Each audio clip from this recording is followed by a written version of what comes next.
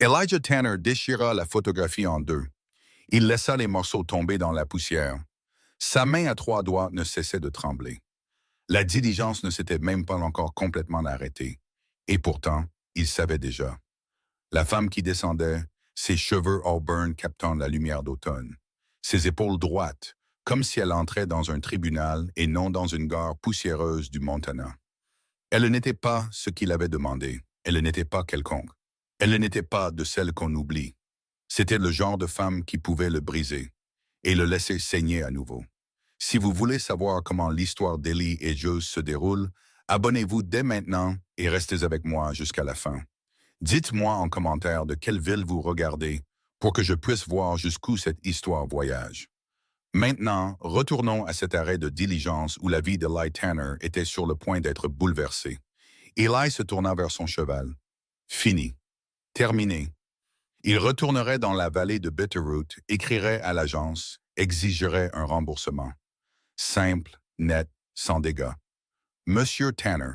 Sa voix l'arrêta en plein mouvement. Pas douce, pas suave, direct. Comme une femme qui avait passé sa vie à aller droit au but, il ne se retourna pas.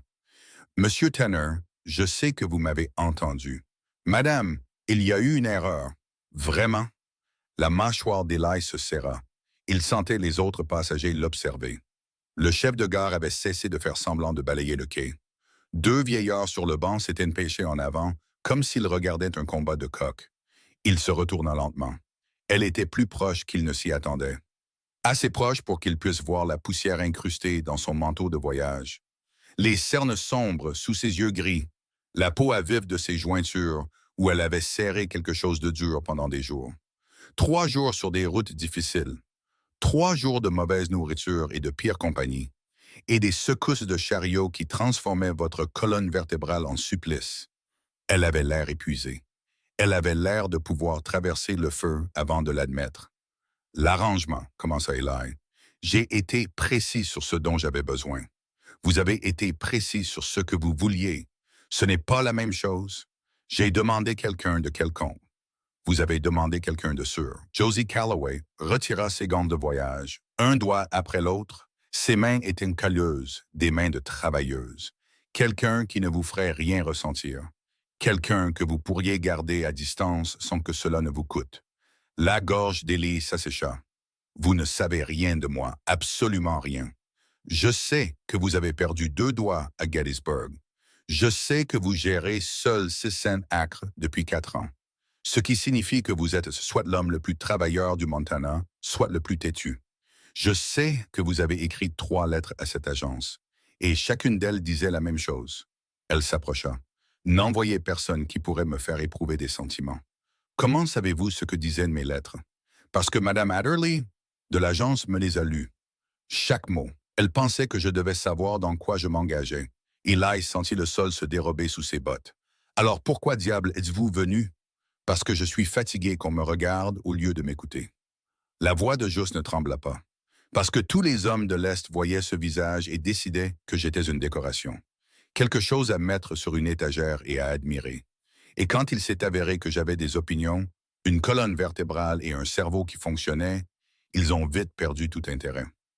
Elle ne jouait pas la comédie. Eli pouvait le dire. Il avait passé 4 ans à analyser le bétail, les chevaux, le temps et les hommes qui voulaient le tuer. Il reconnaissait une performance. Ce n'en était pas une. Je suis venu parce que vos lettres étaient honnêtes, continua Josie. Mal écrites et criblées de fautes, mais honnêtes. Quelque chose de froid traversa la poitrine d'Eli. Les fautes d'orthographe, elle les avait remarquées. Et je suis venu parce que je préfère être utile que belle. Mais vous êtes sur le point de me renvoyer à cause de la seule chose que je ne peux pas contrôler. Ses yeux se fixèrent sur les siens. Alors allez-y, Monsieur Tanner, remettez-moi dans cette diligence. Mais ne prétendez pas que c'est parce que je ne suis pas ce dont vous avez besoin. C'est parce que vous avez trop peur de découvrir que je pourrais être exactement ce dont vous avez besoin. La gare devint silencieuse. Même le vent semblait retenir son souffle. La main abîmée d'Eli se crispa en un poing à son côté. Son cheval s'agita derrière lui, attendant. Chaque pensée saine dans sa tête hurlait la même chose. Laisse-la partir. Protège-toi. Les belles Pammy partent. Margaret l'avait prouvé. Celle-ci le ferait aussi. Mais Margaret ne l'avait jamais regardé comme ça. Margaret ne s'était jamais tenue dans la poussière et l'épuisement pour lui parler comme s'il valait la peine d'être honnête. 1 mois, s'entendit dire Eli. Les yeux de Joss se plissèrent. Quoi? 1 mois, sans engagement. Vous travaillez au ranch. Je verrai de quoi vous êtes faite. Sa voix sortit plus rauque qu'il ne l'avait voulu. Si vous ne pouvez pas le supporter, vous partez. Sans rancune. Et si je peux le supporter, alors nous parlerons. De quoi? De tout.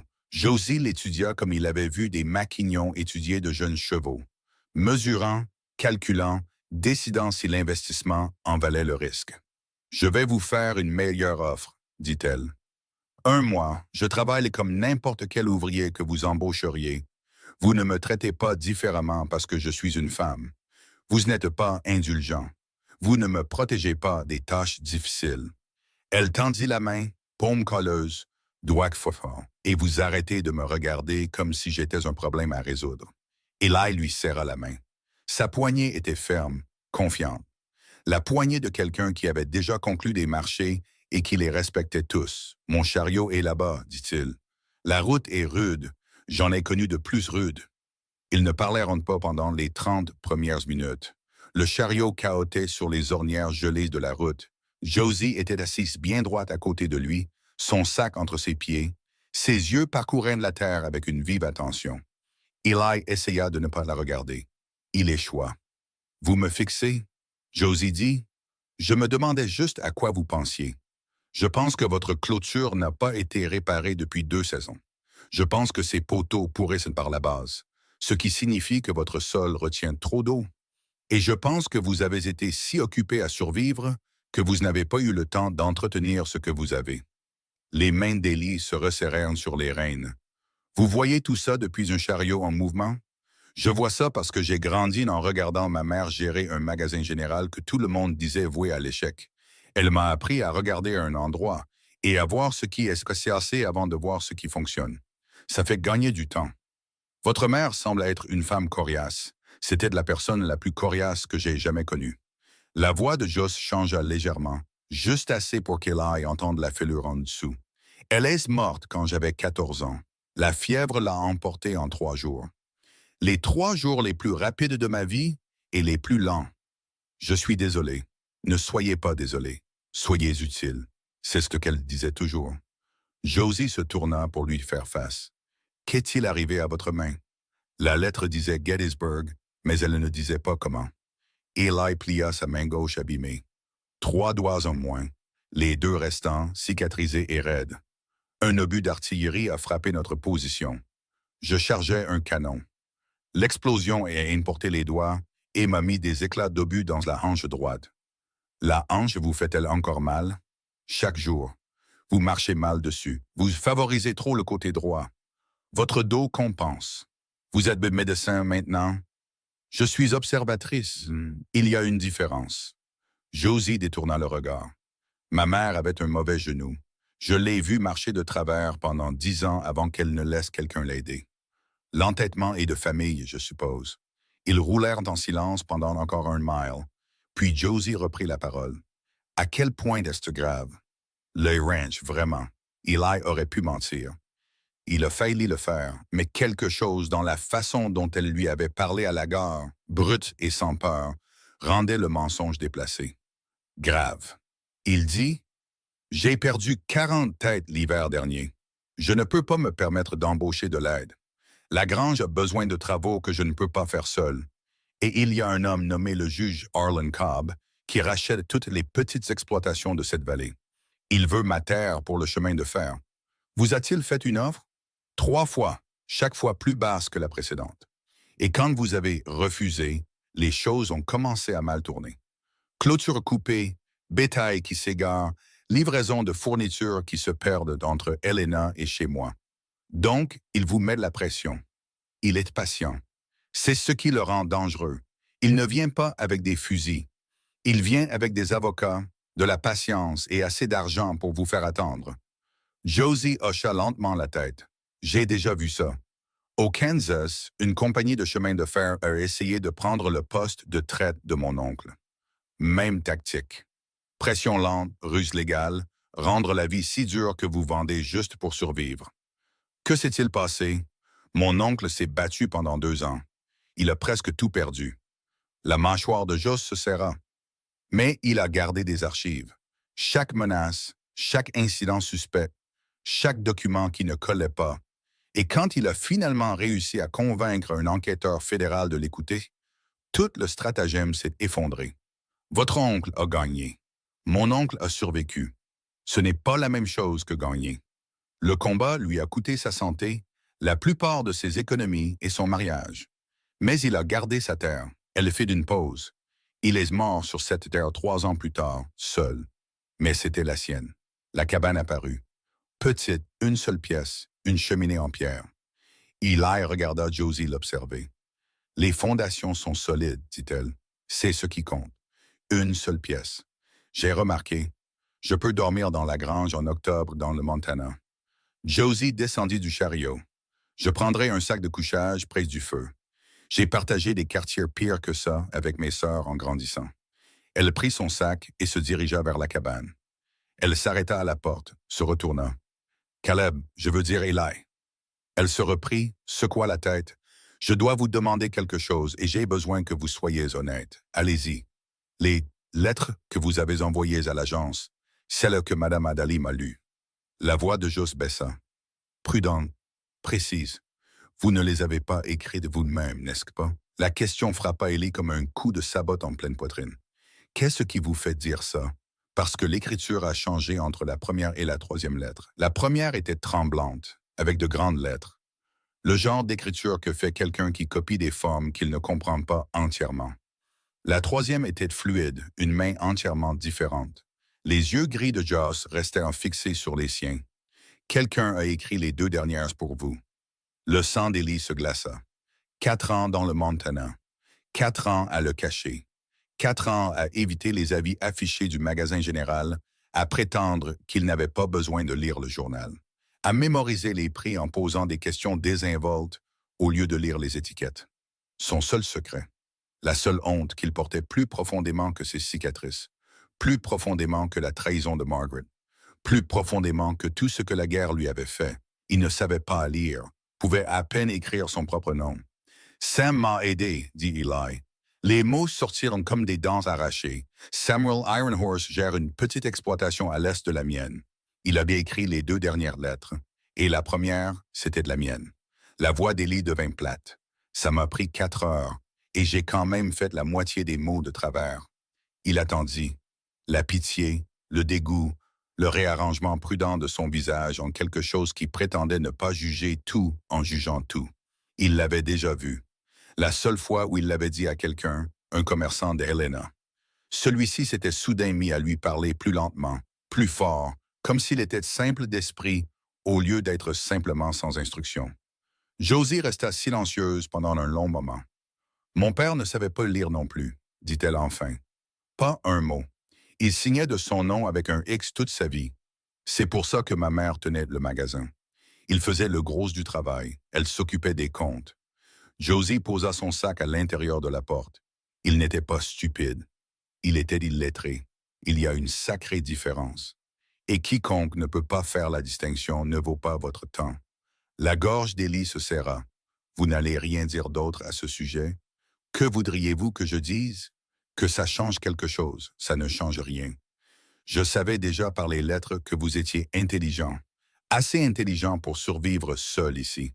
Assez intelligent pour savoir que vous aviez besoin d'aide et assez courageux pour la demander, même par le biais d'une agence, même par la main d'un étranger. Elle s'appuya contre le cadre de la porte. La seule chose que ça change, c'est que maintenant je comprends pourquoi vous avez vraiment demandé quelqu'un de quelconque. Que voulez-vous dire? Vous ne vouliez pas seulement quelqu'un qui ne partirait pas. Vous vouliez quelqu'un qui ne regarderait pas de trop près. Quelqu'un qui ne remarquerait pas les choses que vous cachez. La voix de Joss s'adoucit à peine. Eh bien, je suis désolé pour ça, Eli, parce que je remarque tout. C'est la pire chose chez moi. Eli se tenait dans la lumière déclinante, sa main abîmée pendant à son côté. Il sentit quelque chose qu'il n'avait pas ressenti depuis avant la guerre. Vu. Pas de pitié, pas de jugement. Vu. Vous voulez toujours rester? demanda-t-il, sachant tout ça. Je n'ai pas parcouru 800 miles pour faire demi-tour parce qu'un homme ne sait pas lire. J'ai parcouru 800 miles parce que j'étais fatigué d'être quelque part où l'on n'avait pas besoin de moi. Josie se redressa. Maintenant, montrez-moi où vous gardez le bois de chauffage. Parce que cette cabane est froide comme une tombe et j'ai l'intention de régler ça avant de régler quoi que ce soit d'autre. Eli lui montra. Cette nuit-là, alors que Josie faisait un feu avec l'efficacité de quelqu'un qui l'avait fait 1000 fois, Eli s'assit en face d'elle et posa la question qu'il retenait depuis la gare. Pourquoi moi? De toutes les annonces de cette agence, pourquoi choisir celle d'un éleveur fauché au milieu de nulle part? Josie ne leva pas les yeux du feu. Parce que vous étiez le seul à ne rien me promettre. Tous les autres hommes de ces listes promettaient une belle vie, un foyer chaleureux, des enfants, le bonheur, comme s'ils vendaient quelque chose. Elle plaça une autre bûche. Vous avez promis du travail acharné, du mauvais temps et de la solitude. Et je me suis dit, voilà un homme qui dit la vérité. Je peux construire quelque chose avec un homme qui dit la vérité. Et si la vérité est que je ne sais pas comment laisser quelqu'un entrer? Et si la vérité est que la dernière femme en qui j'ai eu confiance a épousé mon frère pendant que je saignais dans un hôpital de campagne? Les mains de Joe s'immobilisèrent sur le bois de chauffage. Votre frère, mon frère aîné, Thomas. Je suis rentré de la guerre avec 2 doigts en moins et une hanche pleine de métal. J'ai trouvé Margaret portant une bague que Thomas lui avait mise au doigt 3 mois après mon départ. La voix d'Ellie devint creuse. Elle a dit qu'elle me croyait mort. Thomas a dit la même chose, mais les dates ne correspondaient pas. Elles ne correspondent jamais. Les avez-vous confrontés? Je me suis tenu sur leur porche, je les ai regardés et je n'ai pas dit un seul mot. J'ai juste fait demi-tour et je suis parti. J'ai acheté le premier lopin de terre que je pouvais me permettre, aussi loin de la Pennsylvanie que possible. Je n'ai parlé à aucun d'eux depuis. Et vous êtes seul depuis. Seul, c'est sûr. Seul, c'est une mort lente, Eli. Ça prend juste plus de temps. Josie le regarda enfin à travers le feu. Son visage était éclairé d'orange et d'ombre. Je ne suis pas Margaret. Je ne vais pas vous le promettre, parce que vous ne le croirez que lorsque je le prouverai. Mais je vais vous le dire une fois et je ne le répéterai pas. Elle se leva, épousseta sa jupe. Je ne romps pas ma parole. Ni par commodité, ni par confort, ni pour personne. Alors, quoi que ce mois devienne, quoi que vous décidiez à la fin, vous ne pourrez jamais dire que Josephine Calloway n'a pas tenu ses promesses. Elle se dirigea vers son sac de couchage et s'allongea, le dos tourné vers lui. « Bonne nuit, Eli. » Eli resta assis près du feu pendant un long moment après ça. Dehors, le vent du Montana martelait les murs de la cabane. Les chevaux s'agitaient dans la grange. Quelque part au loin, un loup hurla. Le son traversa la vallée comme une question à laquelle personne ne pouvait répondre. Il regarda la femme qui dormait près de son feu. Une femme qui avait traversé 800 miles pour trouver un homme qui ne savait pas lire, ne pouvait pas faire confiance, et ne pouvait pas regarder un beau visage sans voir le fantôme de chaque promesse qui avait été rompue. Elle avait tout remarqué. Sa main, sa hanche, ses lettres, sa honte. Elle avait tout remarqué et elle était restée quand même. Eli tira la couverture sur ses épaules et ferma les yeux. Il ne dormit pas. Mais pour la première fois en 4 ans, le silence dans la cabane ne ressemblait pas à de la solitude. Il ressemblait à de l'attente. 3 jours plus tard, Josie n'avait pas cédé, n'avait pas ralenti, ne s'était pas plainte une seule fois du froid, du travail ou du fait que la cabane sentait la fumée, le vieux cuir et un homme qui vivait seul depuis trop longtemps. Eli se réveilla avant l'aube le 4e matin et trouva son sac de couchage vide à nouveau. Froid au toucher, ce qui signifiait qu'elle était debout depuis au moins 1 heure. Il enfila ses bottes, attrapa son manteau et sortit dans un air qui lui brûlait les poumons. Il la trouva dans la grange, accroupie près des pierres de fondation du mur nord, passant ses mains le long de la base. « Vous avez de l'eau qui s'infiltre ici, » dit-elle sans lever les yeux. « Le sol est mou. Une autre forte gelée et tout ce coin va bouger. Je sais. Alors pourquoi est-ce toujours comme ça? Parce que pour bien le réparer, il faut 2 personnes et une journée entière à transporter des pierres. » Josie se leva et pousseta la terre de ses genoux. Alors, aujourd'hui, nous le réparons. Josie, vous êtes debout depuis avant l'aube, et je serai debout après la tombée de la nuit. C'est la vie au ranch, n'est-ce pas? Elle croisa son regard. Allez-vous discuter avec moi ou me passer une pelle? Il lui passa une pelle. Ils travaillèrent de la première à la dernière lueur du jour. Ils creusèrent l'ancienne fondation, transportèrent des pierres du lit du ruisseau, mélangèrent du mortier à la main dans une auge en bois. Les mains de Joe saignaient à midi. Elle les enveloppa dans des bandes déchirées d'une vieille chemise et continua à travailler. Eli la regarda planter une pioche dans le sol gelé, tout son corps derrière chaque coup, n'essayant pas de prouver quoi que ce soit, juste travaillant. De la manière dont travaille quelqu'un qui a fait des travaux pénibles toute sa vie et a cessé de se demander si c'était juste ou injuste il y a longtemps. Vous allez vous déchirer les mains, dit-il vers midi. Elles guériront, Josie. Elle s'arrêta, le regarda.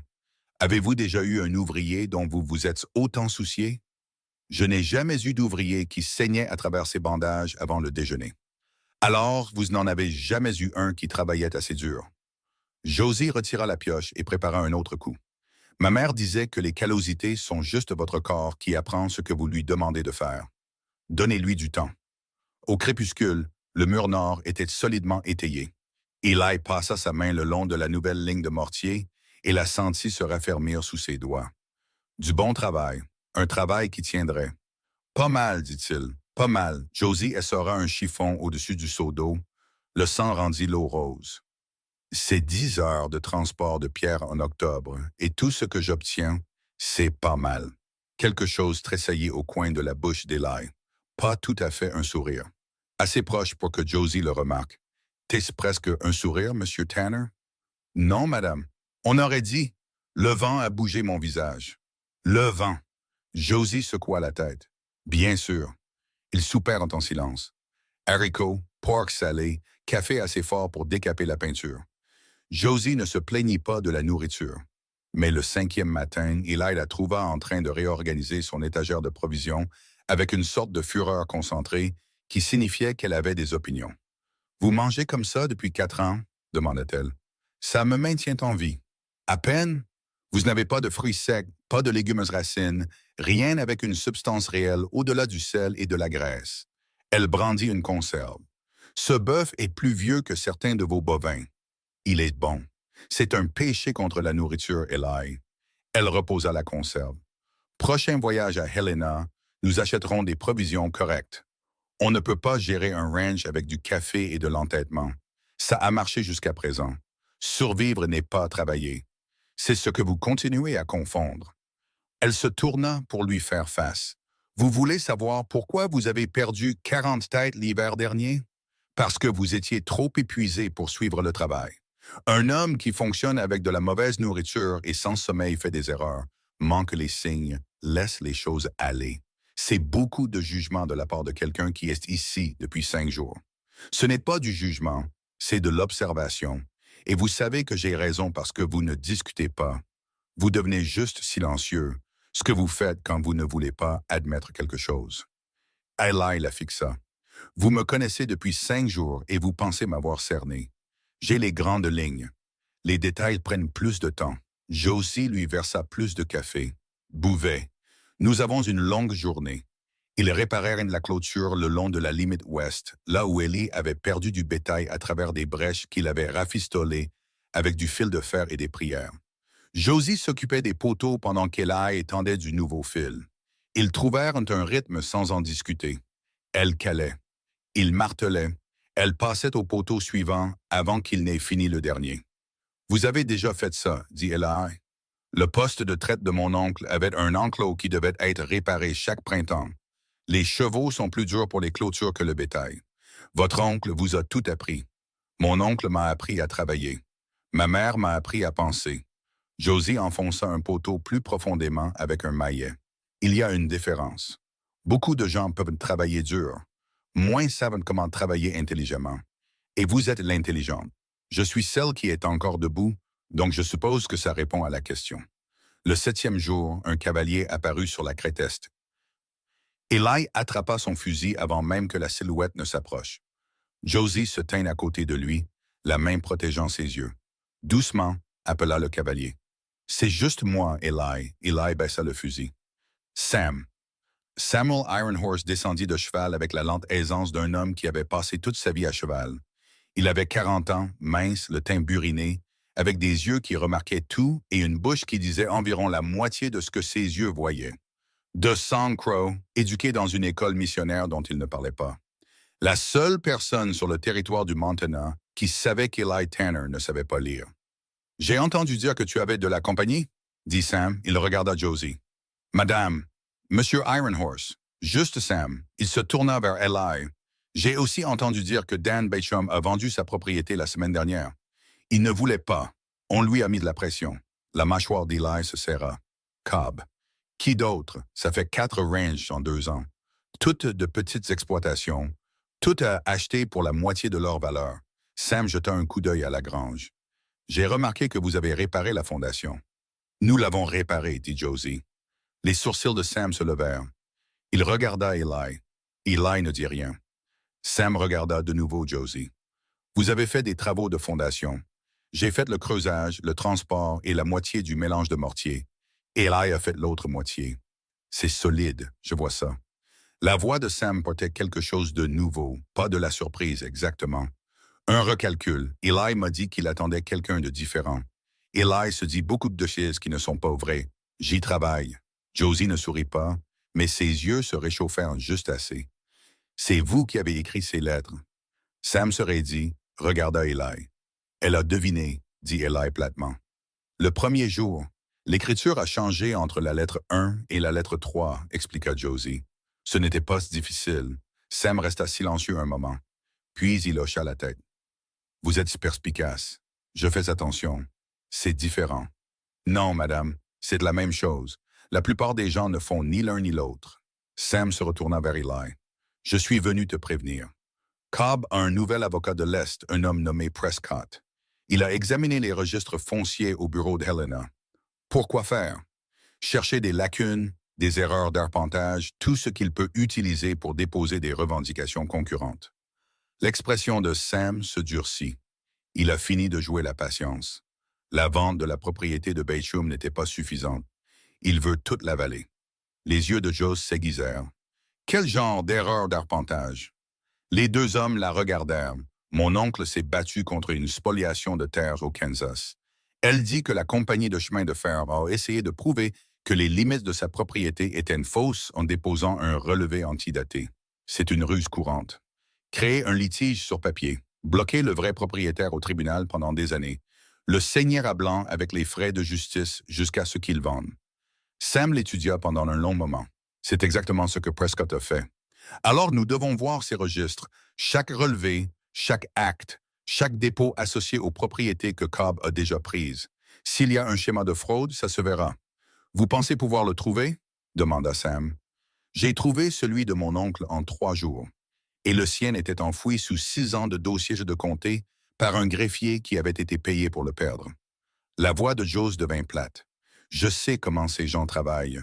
Ils comptent sur le fait que nous sommes trop fatigués, trop pauvres ou trop peu instruits pour regarder les papiers. Ils se trompent. Le mot « peu instruit » resta en suspens dans l'air. Josie ne regarda pas Eli en le disant. Elle n'en avait pas besoin. Ils entendirent tous les 2 ce qu'elle voulait dire. Mais elle ne parlait pas des éleveurs en général. Elle parlait de lui spécifiquement, à Maripesisuwan.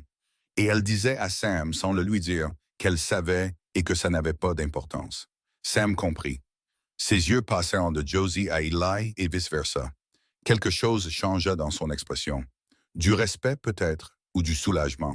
« J'irai à Helena demain, dit Sam. Je verrai ce que je peux trouver au bureau foncier. J'irai avec vous, dit Josie. Josie, commença Eli, ne fais pas ça. Elle leva une main. Ne me dis pas que c'est dangereux. Ne me dis pas de rester ici où c'est sûr. Si les gens de Cobb manipulent les registres, je dois voir ces documents moi-même. Je sais quoi chercher. Toi, non. La vérité de ces mots le piqua. Eli ne savait pas lire.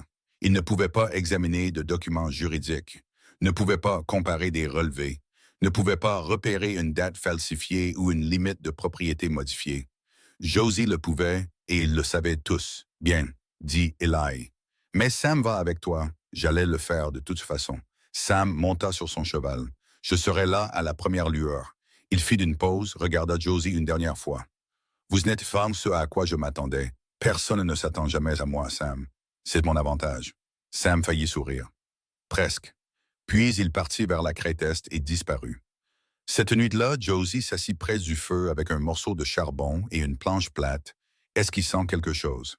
Eli observait de l'autre côté de la pièce. « Qu'est-ce que tu fais? » »« Je fais une liste. » Elle leva la planche. Des colonnes et des chiffres, nets et précis. Tout ce dont nous avons besoin. Fourniture, réparation, coût. Si nous allons combattre Cobb, nous devons savoir exactement où nous en sommes financièrement. On ne peut pas partir en guerre si on ne sait pas ce qu'il y a dans l'armurerie. Je ne peux pas lire ça. Je sais. La voix de Joss resta neutre. Pas de pitié, pas de douceur. Alors, je vais te le lire, chaque chiffre, chaque article. Et tu me diras si je me trompe, parce que tu connais ce ranch mieux que quiconque. Tu sais ce qui coûte quoi, combien de nourriture une tête de bétail a besoin par semaine, combien de poteaux pourristes. Elle tapa sur la planche. J'ai l'instruction. Tu as la connaissance. Ensemble, nous avons quelque chose que Cobb n'attend pas. Qu'est-ce que c'est? Une image complète. Eli s'assit en face d'elle. Lis-moi ce que tu as. Elle le fit, article par article, chiffre par chiffre. Et Ali la corrigea là où elle se trompait. Le coût de la nourriture était plus élevé qu'elle ne l'avait estimé. Le fil de fer était moins cher si on l'achetait à l'usine de Virginia City plutôt qu'à Helena. Le mulet mangeait 2 fois plus qu'un cheval et travaillait 2 fois moins.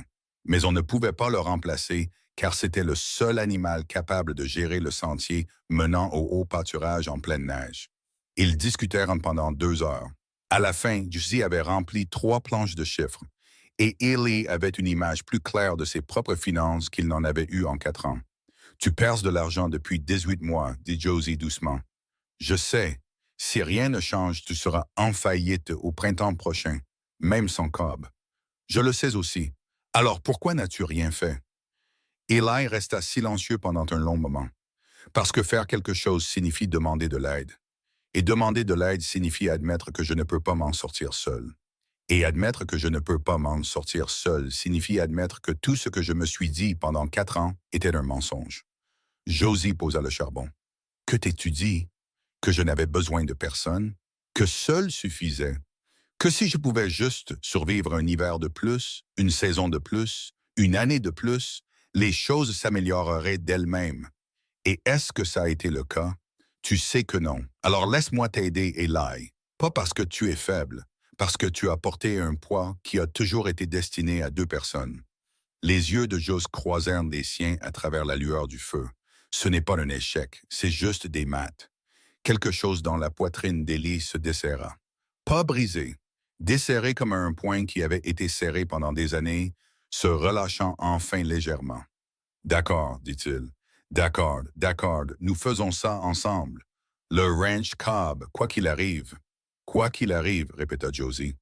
Ils restèrent dans cet accord un moment, le feu crépitant entre eux.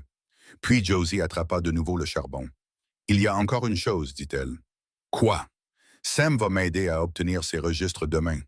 Mais j'ai besoin de quelque chose de toi pendant notre absence. Dis-le. Compte le bétail.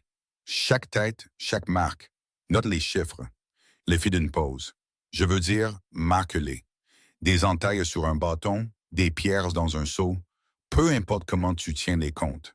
Parce que si les gens de Cobb ont déplacé ton bétail comme ils ont déplacé celui de Baychum, nous devons savoir exactement ce que nous avons avant qu'ils n'en prennent plus. Tu penses qu'ils me volent déjà? Je pense qu'un homme qui achète 4 ranchs en 2 ans par intimidation ne développe pas soudainement de la patience avec le 5e. Josie croisa son regard. Je pense que des choses se sont mal passées sur ce ranch que tu as mis sur le compte de la malchance. Et je pense qu'au moins une partie de cette malchance avait un nom. La pensée frappa Eli comme de l'eau froide, les 40 têtes qu'il avait perdues l'hiver dernier. Il avait supposé le temps, supposé un mauvais pâturage. Mais si les clôtures n'étaient pas simplement tombées, et si quelqu'un les avait coupées? Salaud, murmura-t-il.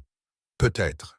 Mais nous avons besoin de preuves avant de le dire à voix haute, des preuves sur papier, le genre qu'un juge ne peut pas ignorer. Eli la regarda, cette femme qui était sur son ranch depuis 7 jours et qui voyait déjà plus clairement que lui en 4 ans. Pas parce qu'elle était plus intelligente, parce qu'elle n'était pas fatiguée, parce qu'elle n'était pas seule, Parce que des yeux neufs voient ce que des yeux épuisés manquent. Josie. Oui. Je suis content que tu ne sois pas remonté dans cette diligence.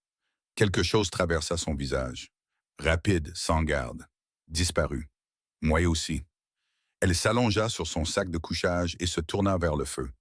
Eli resta debout à regarder les braises, pensant à Cobb et Prescott et aux documents juridiques qu'il ne pouvait pas lire et à une femme qui pouvait les lire pour lui. Il pensa à Margaret, essaya de la comparer à Josie et n'y parvint pas. Margaret avait été jolie et agréable et lui avait dit tout ce qu'il voulait entendre jusqu'au moment où elle avait choisi son frère. Josie lui disait des choses qu'il ne voulait pas entendre et lui tendait ensuite une pelle. Il n'était pas encore sûr de ce qu'était l'amour.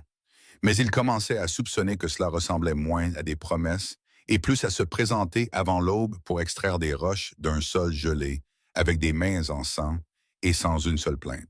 Dehors, la température chuta. Quelque part dans l'obscurité, un cheval tapa nerveusement du sabot. Le genre de coup de sabot qui signifiait que quelque chose bougeait là-dehors, quelque chose qui n'avait pas sa place. Eli attrapa son fusil et écouta. Rien. Juste le vent, juste le froid, juste le Montana étant le Montana. Mais sa main resta sur le fusil longtemps après. Et quand il s'endormit enfin, il rêva de feu. Sam arriva avant l'aube, comme il l'avait promis. Josie attendait déjà près du chariot, son manteau boutonné serré, ses mains fraîchement pansées des ampoules de la veille. Eli se tenait sur le porche, tenant son fusil. « Tu la surveilles ?» dit-il à Sam. « Elle ne me semble pas être quelqu'un qui a besoin d'être surveillé. Surveille-le-la quand même. » Josie monta sur le cheval de Sam sans aide. « Compte le bétail, Eli, chaque tête. Nous serons de retour avant la nuit. » Ils partirent. Eli les regarda disparaître par-dessus la crête et ressentit quelque chose qu'il n'avait pas ressenti depuis des années. Pas de la solitude. Il connaissait la solitude comme son propre battement de cœur. C'était différent. C'était la peur d'avoir quelque chose à perdre. Il passa la journée à compter chaque pâturage, chaque ravin, chaque crevasse, où le bétail aimait se regrouper contre le vent. Il utilisait des pierres dans la poche de son manteau, une pierre pour 10 têtes. En fin d'après-midi, il avait 17 pierres, 170 têtes. Il aurait dû en avoir 200. 30 manquantes, pas 40 comme l'hiver dernier. Pas le genre de perte que l'on pouvait imputer au temps ou au loup.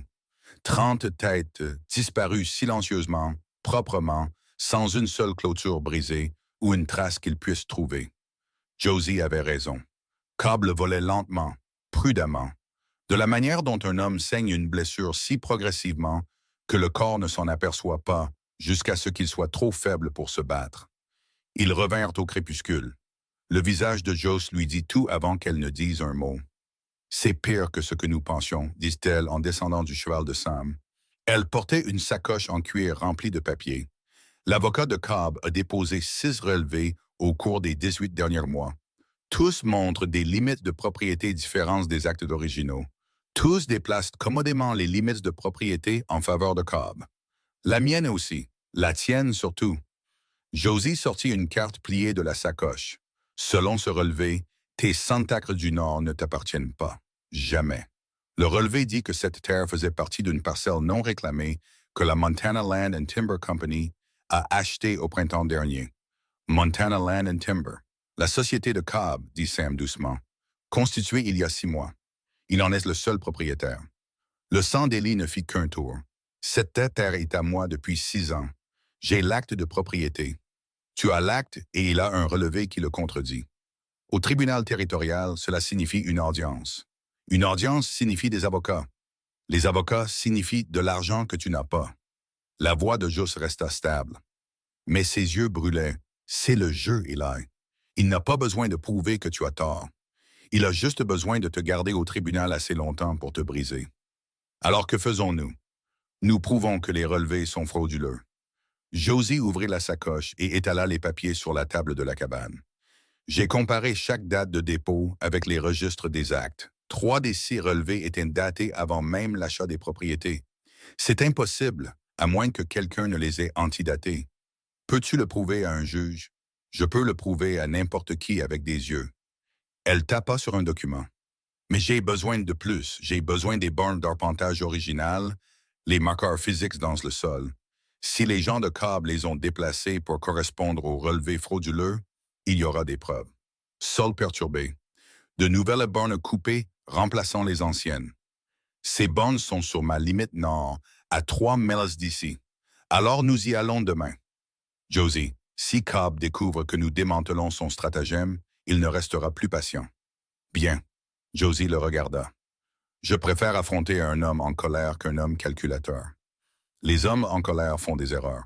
Eli voulait discuter, voulait lui dire qu'elle ne comprenait pas de quoi Cobb était capable quand il cessait d'être patient. Mais il regarda son visage dur, la mâchoire serrée, et il sut que discuter serait une perte de souffle qu'aucun d'eux n'avait. D'accord, dit-il. Demain. Ils n'arrivèrent jamais à demain. Eli se réveilla à l'odeur de la fumée. Pas de la fumée de bois, pas de la fumée de cheminée. Quelque chose de plus grand, quelque chose qui n'allait pas.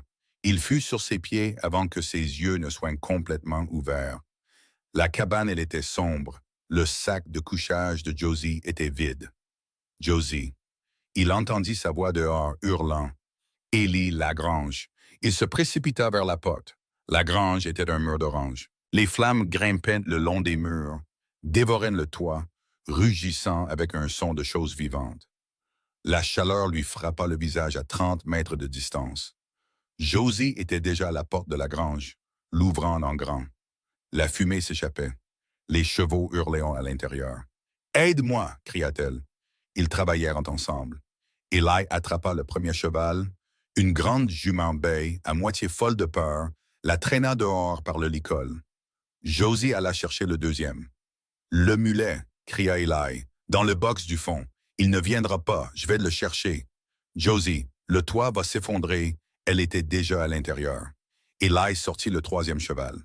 Le quatrième. La chaleur était insupportable. L'étincelle pleuvait. La poutre du toit gémit. Josie. Rien. Josie. Elle apparut dans l'embrasure de la porte, tirant le mulet d'une main. Son autre bras était pressé contre son visage. Le mulet se débattait. Elle se débattait plus fort. La poutre du toit craqua. Eli vit la scène. Vit le bois se fendre. Vit la poutre commencer à tomber. Vit Josie lever les yeux. Il bougea plus vite que sa mauvaise hanche n'aurait dû le permettre. Il attrapa le bras de Joe et tira fort. La poutre tomba. Elle attrapa son épaule gauche alors qu'elle trébuchait en avant. Le son qu'elle fit était mauvais, os contre bois, un craquement qui n'était pas du bois. Josie tomba au sol. Le mulet s'échappa. Eli la traîna loin de la grange alors que le reste du toit s'effondrait dans une fontaine d'étincelles et de flammes.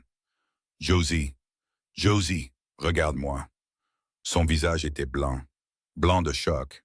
Son bras gauche pendait bizarrement. « Mon épaule, murmura-t-elle. Quelque chose est cassé. Ne bouge pas. Les chevaux. Les avons-nous tous sortis? Nous les avons tous sortis. Ne bouge pas. Les papiers. » Josie essaya de s'asseoir et hurla. « Élie, les papiers, les relevés. Ils étaient dans ma sacoche près de... Je vais les chercher. Ils étaient près du mur de la grange. » Eli regarda. La sacoche était à 10 pieds de l'épave en feu. Il courut la chercher. La chaleur lui brûla le visage. Il attrapa le sac en cuir, sentit la surface roussie et revint en courant. « Je l'ai, dit-il. » Les yeux de Joss se voilaient, le choc s'installant. « Ne me laisse pas m'évanouir. Parle-moi, tu vas t'en sortir. Ce n'est pas parler, c'est mentir. » Elle serra les dents. « Dis-moi quelque chose de vrai. Je vais tuer Cobb. C'est trop vrai. Autre chose, je ne peux pas te perdre. » Les yeux de Joe se fixèrent sur les siens, vifs à travers la douleur. « Alors ne le fais pas. » Sam apparut à l'aube. Il avait vu la fumée de chez lui et avait galopé. Il trouva Ellie assis par terre à côté de Josie, son manteau enroulé autour d'elle, sa main abîmée tenant la sienne. « C'est grave? » demanda Sam. L'épaule a frotté. Peut-être la clavicule aussi. Elle a besoin d'un médecin. Elena est à 3 heures. Alors on y va maintenant. Ils installèrent un travois derrière le cheval de Sam. Josie se mordit la lèvre pour ne pas se crier quand ils la déplacèrent. Eli chevaucha à ses côtés tout le long du chemin, une main sur le rail du travois, le stabilisant à chaque ornière et rocher. « Eli, dit Josie à travers ses dents serrées, ne parle pas, garde tes forces. Eli, écoute-moi, Cobb a brûlé cette grange parce qu'il sait que nous avons trouvé les relevés, Quelqu'un au bureau foncier le lui a dit. Je sais, il a peur. Ça veut dire qu'on est proche. Josie, s'il te plaît, arrête de parler. Il a brûlé les preuves qu'il pensait que nous avions. Mais nous avons toujours les originaux. Ceux que j'ai copiés des registres du bureau foncier. Elle grimaça de douleur. Ils sont dans la sacoche. Chaque date, chaque divergence. Il ne sait pas que j'ai fait des copies. Eli la regarda, l'épaule cassée, le visage gris de douleur, et elle pensait encore 3 coups à l'avance. Tu as fait des copies. La première chose que j'ai faite avant même de les comparer. Josie ferma les yeux. Mon oncle me l'a appris. Toujours copier les registres avant que quiconque sache que tu regardes. Parce que les registres ont une façon de disparaître quand les hommes puissants deviennent nerveux. Le médecin à Helena était un homme fatigué nommé Fletcher qui sentait le whisky et l'acide phénique. Il remit l'épaule de Joss en place pendant qu'elle serrait la main d'Eli assez fort pour laisser des bleus. La clavicule est fissurée, dit Fletcher, l'épaule disloquée et remise en place. Elle a besoin de 4 semaines minimum sans utiliser ce bras. J'ai besoin de 2 jours, dit Josie. Vous avez besoin de 4 semaines. Donnez-moi une écharpe et du laudanum. Je me débrouillerai. Madame, vous l'endommagerez de façon permanente si... J'endommagerai plus que mon épaule si je ne finis pas ce que j'ai commencé. Josie regarda Eli. Nous n'avons pas 4 semaines. Fletcher regarda Eli. Eli regarda Josie. Il connaissait cette expression. Il l'avait vue sur le visage des soldats à Gettysburg. Ceux qui continuaient à se battre après avoir dû tomber. Ceux qui fonctionnaient avec quelque chose de plus profond que la force. Donnez-lui l'écharpe, dit Eli. Monsieur Tanner, je vous conseille vivement. Je vous ai entendu. Elle aussi. Donnez-lui l'écharpe. Fletcher enroula l'écharpe et tendit une petite bouteille de laudanum. 2 gouttes, pas plus. Et si cet os bouge, vous revenez directement ou vous perdrez l'usage de ce bras. Ils prirent une chambre à la pension. Josie s'effondra sur le lit et s'endormit en quelques secondes. Eli s'assit sur la chaise près de la fenêtre, la sacoche sur ses genoux, fixant des papiers qu'il ne pouvait pas lire, mais pour lesquels il mourrait pour les protéger. Sam s'assit en face de lui. « Je vais le tuer, Sam. »« Non, tu ne le feras pas. Il a brûlé ma grange, il l'a blessé. Il a volé mon bétail, falsifié des documents et pressuré tous les petits éleveurs de cette vallée. » La voix d'Eli était basse, dangereuse. « Je vais aller chez lui et je vais lui mettre une balle dans la tête. Et après... » La voix de Sam resta calme. « Tu vas en prison. Joss est seul. Les gens de Cobb prennent le ranch de toute façon. Tout ce pourquoi elle se bat meurt parce que tu n'as pas pu contrôler ta colère. Ne me parle pas de contrôle. Je te parle de gagner. » Sam se pencha en avant. « Tu m'as appris ça il y a 4 ans, quand ces hommes sont venus brûler ma maison, parce qu'ils ne voulaient pas qu'un homme Crow possède des terres près des leurs. Je voulais me battre. Tu m'as dit que se battre, c'était perdre. Tu m'as dit de tout documenter, de tout signaler, de faire en sorte que la loi travaille pour moi, même quand la loi ne le voulait pas. C'était différent. Comment? Parce que ce n'était pas toi qui étais allongé dans ce lit avec une épaule cassée. » Sam resta silencieux un long moment. « Tu l'aimes. » La mâchoire d'Eli se serra. « Je n'ai pas dit ça. Tu n'as pas eu besoin. Je te connais depuis 4 ans, Eli. Tu n'as jamais parlé de tuer un homme, et pas même quand Margaret a épousé Thomas. Pas même quand l'armée t'a laissé à moitié infirme sans pension. Tu as juste avalé et continué. » Les yeux de Sam restèrent fixes. « Mais quelqu'un blesse cette femme et soudain tu es prêt à tout jeter. Ce n'est pas de la colère, c'est de l'amour. Et l'amour te rend stupide si tu le laisses faire. Alors que veux-tu que je fasse? M'asseoir ici et attendre? Je veux que tu la laisses finir ce qu'elle a commencé. Elle a les preuves, elle a le cerveau, elle a une affaire qui pourrait mettre Cobb en prison fédérale. » Sam se leva. « Tu veux te venger? Donne-lui la chance de le détruire légalement. C'est pire qu'une balle, Eli. Une balle met fin rapidement. Un tribunal fait durer éternellement. » Eli regarda le lit où Josie dormait. Son visage était encore pâle, sa respiration superficielle. L'écharpe maintenait son bras près de son corps comme une aile blessée. « Si elle ne peut pas le faire, dit Ellie, si la loi échoue, si Cobb s'en sort, alors nous trouverons une solution ensemble. Mais nous essayons d'abord à sa manière, sa manière, sa manière. » Josie se réveilla à minuit, trouva Eli toujours sur la chaise, tenant toujours la sacoche. « Tu n'as pas dormi, dit-elle. »« Je ne peux pas, parce que tu prévois quelque chose de stupide. Sam m'en a déjà dissuadé. »« Bien, Sam est plus intelligent que toi. Josie bougea et siffla de douleur. Passe-moi la sacoche. Tu as besoin de te reposer. J'ai besoin de travailler. Le repos est pour les gens qui ne se font pas voler. Elle tendait sa main valide. La sacoche, Eli. Il la lui donna, la regarda sortir les papiers d'une seule main, les étalant sur la couverture. Ses yeux bougeaient vite. Cette même concentration aiguë qu'elle apportait à tout. Même brisée, elle travaillait avec une précision qui faisait mal à la poitrine d'Eli. Ici, dit-elle après 20 minutes, c'est ce dont nous avons besoin. Qu'est-ce que c'est, le relevé de la propriété de Basham, celui que l'avocat de Cobb a déposé il y a 6 mois? Elle tint 2 papiers côte à côte. Le dépôt dit qu'il a été réalisé par un arpenteur nommé J. W. Hartley, arpenteur territorial agréé. Mais j'ai vérifié le registre territorial à Helena hier. La licence de J. W. Hartley a été révoquée il y a 2 ans pour fraude dans un litige foncier près de Butte. Donc l'arpenteur est un fraudeur.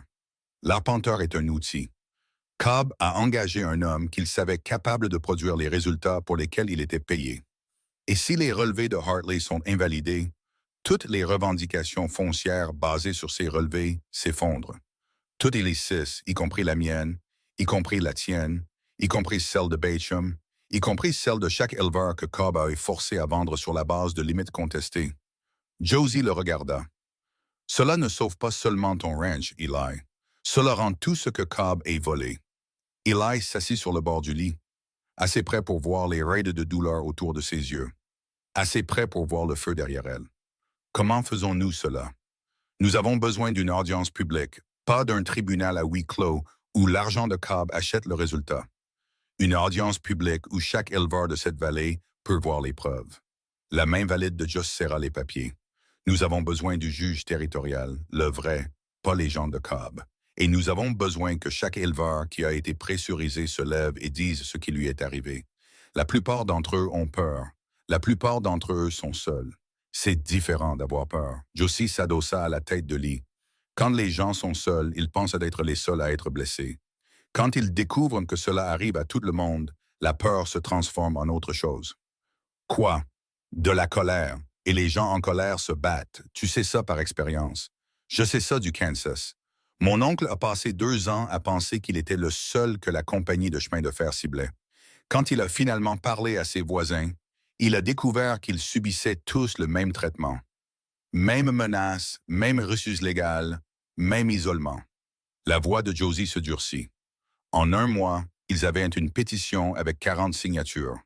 En 2 mois, ils avaient un enquêteur fédéral. La compagnie de chemin de fer ne l'a jamais vu venir, parce qu'ils n'avaient jamais imaginé que les petites gens se parleraient. Eli la regarda, clavicule cassée, incapable d'utiliser son bras gauche, n'ayant pas dormi plus de 4 heures. Et elle élaborait une stratégie pour abattre l'homme le plus puissant de la vallée. « Tu es incroyable, dit-il. Je suis en colère. L'incroyable viendra plus tard. » Josie déplaça les papiers. « Nous avons besoin de Sam. Il connaît tous les éleveurs de cette vallée. Il sait qui a été blessé et qui se lèvera. Et nous devons agir vite avant que Cobb ne réalise que son incendie n'a pas détruit les preuves. Il nous poursuivra à nouveau. Qu'il le fasse. Chaque fois qu'il agit, il crée plus de preuves, plus de témoins, plus de raisons pour qu'un juge y prête attention. » Josie croisa son regard. Les hommes comme Cobb pensent que la violence résout les problèmes. Ce n'est pas le cas. Elle crée une piste et les pistes mènent quelque part. Eli tendit la main et écarta une mèche de cheveux de son visage. Elle ne tressaillit pas, ne se recula pas, le regarda juste avec ses yeux gris qui voyaient tout. « Quand ce sera fini, dit-il, quand Cobb sera fini et que le ranch sera en sécurité. »« Oui, je vais te demander de rester pour de vrai. Pas un essai, pas un arrangement. Tu n'as même pas encore passé le mois. Au diable le mois. » Quelque chose se brisa dans l'expression de Joss. Pas son sang-froid, quelque chose en dessous. Quelque chose qu'elle tenait fermement depuis ce premier jour à l'arrêt de la diligence. « Ne dis pas des choses que tu ne peux pas reprendre, Ellie. Je le dis parce que je ne peux pas le reprendre. Je ne veux pas. » Rosie ferma les yeux. Quand elle les rouvrit, ils étaient humides. « Demande-moi quand Cobb sera fini, murmura-t-elle. Demande-moi quand nous aurons gagné. Parce que je veux dire oui à un homme qui est libre, pas à un homme qui se bat encore. Est-ce un peut-être? C'est un quand, Eli, pas un si. Il prit sa main valide, l'atteindre. Sa poignée était plus faible qu'à l'arrêt de la diligence. Mais elle était toujours là, toujours sûre. Dehors, la pension d'Helena dormait. Quelque part dans l'obscurité, Cobb dormait aussi, probablement satisfait que le feu les ait brisés. Probablement déjà en train de planifier son prochain coup. Il ne connaissait pas les copies, ne connaissait pas la licence révoquée de l'arpenteur, ne savait pas que la femme qu'il avait essayé de brûler était allongée dans un lit de pension, un bras brisé, construisant le dossier qui mettrait fin à sa carrière. Josie serra la main d'Eli. « Dors un peu. Demain, nous commençons une guerre. » Eli ne dormit pas. Il resta assis sur cette chaise, lui tenant la main, la regardant respirer. Et il se fit d'une promesse qu'il n'avait jamais faite auparavant. Pas pendant la guerre, pas après Margaret. Pas en 4 ans de silence froid du Montana. Il se promit qu'il en serait digne. Digne qu'elle reste. Digne qu'elle se batte. Digne de chaque os cassé, de chaque grange brûlée et de chaque nuit blanche qu'elle avait donnée à un homme qui ne pouvait même pas lire son propre nom. Il ne savait pas encore comment tenir cette promesse, mais il savait avec une certitude qui ressemblait à un roc qu'il passerait le reste de sa vie à essayer. Sam partit avant le lever du soleil. À midi, il avait visité 4 ranchs. À la tombée de la nuit, 7. Il revint à la pension 2 jours plus tard avec une liste de noms écrits de sa propre main soignée. 14, dit-il, posant le papier sur le lit où Josie pouvait le voir. 14 éleveurs prêts à venir à une audience publique. 6 autres qui ont dit peut-être, et 3 qui m'ont dit d'aller au diable. Lesquels 3 demanda Josie. Bacham, Corley et un homme nommé Whitfield sur la crête sud. Bacham a déjà vendu à Cobb. Pourquoi refuserait-il? Parce que Cobb l'a payé. Pas beaucoup, mais assez. Et il l'a battu. Il a peur que si les ventes sont annulées, il devra rendre l'argent et il l'a déjà dépensé. Sam s'assit. Corley, c'est la même histoire. Whitfield est différent. Il n'a pas peur. Il est acheté. Acheté comment? Cobb lui a donné les droits d'eau du ruisseau qui traverse sa propriété. En échange, Whitfield ferme les yeux. La voix de Sam devint plate. Il m'a aussi dit que si nous insistons, il témoignera que les litiges de limite sont légitimes, que les relevés de Cobb sont exacts. La main valide de Jaws se crispa sur la couverture. Il mentira sous serment. Il dira ce que Cobb lui dira de dire. C'est assez proche. Eli se tenait près de la fenêtre, les bras croisés, écoutant. Donc Cobb a un témoin qui contredira tout ce que nous apporterons. Un témoin, dit Josie, contre 14 éleveurs et des preuves documentées d'un arpenteur révoqué. Elle regarda Sam. Le témoignage de Whitfield ne tiendra pas. Pas si nous présentons d'abord les preuves de Hartley. Une fois que le juge verra que chaque relevé a été effectué par un homme qui a perdu sa licence pour fraude, la crédibilité de Whitfield s'effondrera avec. Tu supposes que le juge est honnête, dit Eli. Je suppose que le juge aime son travail plus qu'il n'aime l'argent de Cobb. Il y a une différence, et si tu te trompes, Josie croisa son regard. Alors nous perdons. Mais nous perdons en nous battant, ce qui est plus que ce que quiconque dans cette vallée a fait auparavant. L'audience fut fixée au jeudi. Josie passa 3 jours à se préparer, d'une seule main, fonctionnant au laudanum, au café et à quelque chose de plus dur que les deux. Elle organisa chaque document, écrivit des résumés sur des feuilles séparées, car tout le monde à l'audience ne comprendrait pas les documents juridiques. Elle répéta sa présentation jusqu'à ce qu'elle puisse la livrer sans regarder une seule page. Eli la regarda travailler et se sentit inutile. Il ne pouvait pas lire les documents, ne pouvait pas vérifier ses chiffres, ne pouvait pas aider avec la seule chose qui comptait le plus. « Arrête, dit Josie la deuxième nuit. « Arrêtez quoi? Arrête de me regarder comme si tu échouais. » Elle posa sa plume. « Tu veux aider? Va parler à Patterson, va parler à Webb. Regarde-les dans les yeux et dis-leur ce que Cobb a fait à notre grange. Dis-leur ce qu'il a fait à notre bétail. Dis-leur ce qui arrivera à chaque homme de cette vallée si nous ne nous levons pas ensemble. » Elle fit une pause. « Tu ne sais pas lire, Eli, mais tu sais parler. Et les gens te font confiance. Ils font confiance à ta parole, à ta poignée de main, à ton visage. Ça vaut plus que n'importe quel document que je peux écrire. » Eli partit le lendemain matin, trouva Patterson en premier. Le vieil éleveur était sur son porche, nettoyant un fusil qui n'en avait pas besoin. « J'ai entendu parler de ta grange, dit Patterson. J'ai entendu parler de ta femme aussi. Son épaule est cassée, et elle se bat toujours. Elle ne sait pas comment s'arrêter. Patterson posa le fusil. Je serai là jeudi. J'ai déjà dit à Sam que je le ferai. J'ai besoin de plus que ta présence. J'ai besoin que tu parles. Dis au juge ce que Cobb t'a fait. Les menaces, la pression, tout. Patterson resta silencieux un long moment. J'ai 71 ans, Tanner. J'ai construit cet endroit avec ma femme. Elle est morte ici. J'ai l'intention de mourir ici aussi. Il regarda ses mains.